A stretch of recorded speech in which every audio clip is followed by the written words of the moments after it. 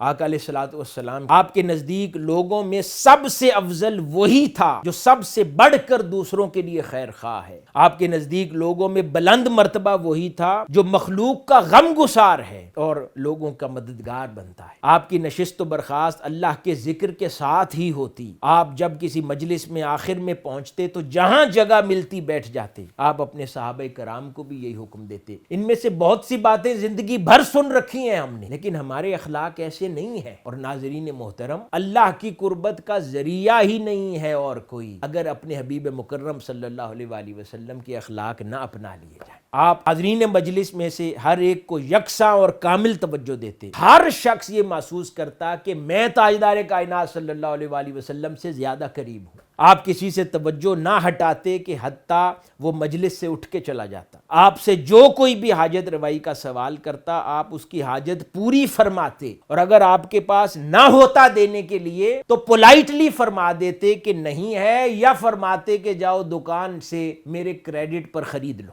کسی کو کبھی ریفیوز نہ فرماتے۔